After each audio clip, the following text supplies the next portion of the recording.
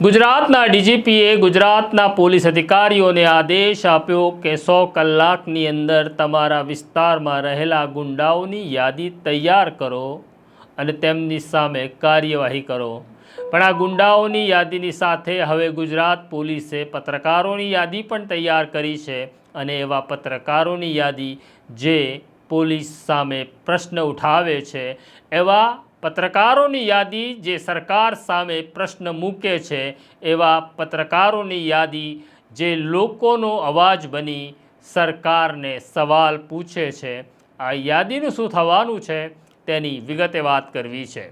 વૈષ્ણવજન તો તેને કહીએ જે પીડ પરાઈ જાનાને રે।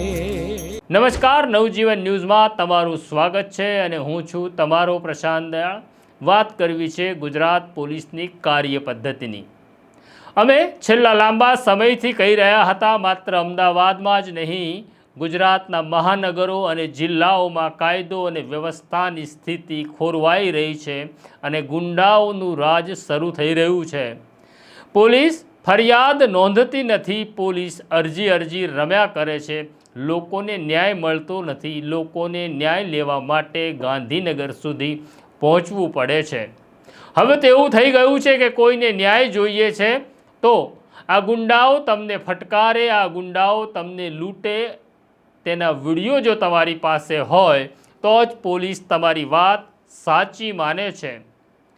આ બધી જ ઘટનાઓ સામાન્ય રીતે માધ્યમોમાં આવવી જોઈએ, પણ કમનસીબી એવી હતી કે બહુ ઓછી ઘટનાઓ માધ્યમો સુધી પહોંચે છે અને માધ્યમો સુધી પહોંચે છે ત્યારે પોલીસને હરકતમાં આવવું પડે છે અને પોલીસને આ ગુંડાઓને કારણે પોતાની આબરૂ ગઈ તેવું લાગતું નથી। આ પોલીસને એવું લાગે છે કે આ પત્રકારોને કારણે અમારી આબરૂ જઈ રહી છે।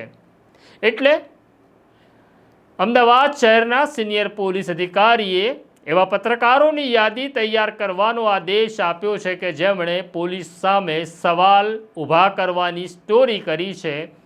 એવા પત્રકારોની યાદી તૈયાર કરવાનો આદેશ આપ્યો છે કે જેઓ પોલીસની કામગીરી સામે પ્રશ્ન ઊભા કરી રહી છે અને આ યાદી બહુ જલ્દી તૈયાર થઈ જશે।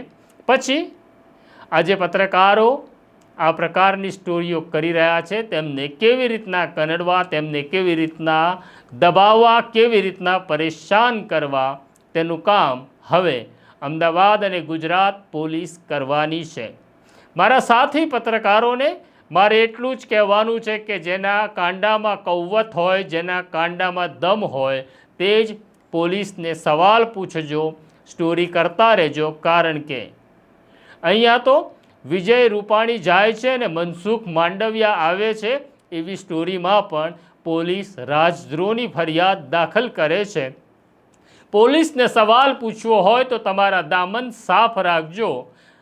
છેલ્લા સમાચાર પ્રમાણે તો સુરતની અંદર જ, જ્યાં ગૃહ રાજ્યમંત્રીનો વિસ્તાર છે, ત્યાં 20 કરતાં વધુ પત્રકારોને આરટીઆઈ કરવા માટે આરોપી બનાવી દેવામાં આવ્યા છે। તો આ છે ગુજરાતની વાસ્તવિક છબી। તો પત્રકારોએ તૈયાર રહેવાનું છે।